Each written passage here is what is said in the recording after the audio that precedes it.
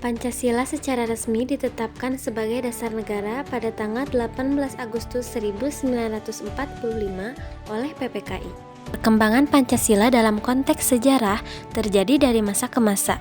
Yang pertama yaitu masa awal kemerdekaan, kedua RIS atau Republik Indonesia Serikat, ketiga demokrasi terpimpin, empat masa Orde Baru, dan yang terakhir adalah masa reformasi. Apabila dilihat secara singkat, masa awal kemerdekaan, Pancasila ditetapkan sebagai dasar negara pada tanggal 18 Agustus 1945. Yang kedua adalah RIS. Pancasila mengalami penyempitan karena konstitusi RIS tidak memasukkan pembukaan UUD sebagai dasar negara. Yang ketiga adalah demokrasi terpimpin. Adanya penyimpangan terhadap Pancasila, terutama sila keempat, dan cenderung berpusat pada pemahaman ideologi Nasakom. Yang keempat adalah masa Orde Baru, ditandai dengan konsep Pancasila sebagai dasar tunggal yang bertujuan untuk melegitimasi kekuasaan rezim otoriter. Yang kelima adalah reformasi, berfokus pada pengembalian nilai-nilai Pancasila dalam konteks demokrasi yang lebih terbuka dan inklusif dengan penekanan pada HAM. Salah satu peristiwa penting yang terjadi dalam perkembangan Pancasila pada masa awal kemerdekaan adalah pemberontakan PKI di Madiun.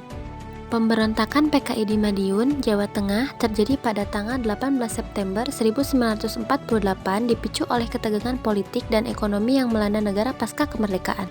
Tujuan pemberontakan PKI di Madiun selain berusaha menggulingkan pemerintah Indonesia, juga memiliki tujuan yang lain, yaitu membentuk negara Republik Indonesia Soviet, mengganti dasar negara Pancasila dengan komunisme, mengajak petani dan buruh untuk melakukan pemberontakan. Upaya yang dilakukan pemerintah adalah Soekarno memperlihatkan pengaruhnya dengan meminta rakyat untuk memilih Soekarno-Hatta atau Musa Amir yang merupakan tokoh dari PKI, Panglima Besar Sudirman memerintah Kolonel Gatot Subroto di Jawa Tengah dan Kolonel Sungkono di Jawa Timur untuk menjalankan penumpasan dibantu para santri. Kegagalan pemberontakan PKI di Madiun. Pada awalnya, pemberontakan berhasil merebut sebagian wilayah di Jawa Timur. Namun, pemberontakan ini akhirnya gagal. Kurangnya persenjataan dan dukungan dari rakyat, serta serangan balik dari pasukan pemerintah menjadi faktor utama kegagalan. Pemberontakan yang dilakukan oleh PKI dengan sifatnya yang bertentangan dengan Pancasila, bahkan anti dengan Pancasila. Karena itu, orang-orang yang bertahan komunis tidak boleh dibiarkan tinggal dan hidup di Indonesia, karena ideologi mereka tidak sesuai dengan Pancasila dan UUD 1945.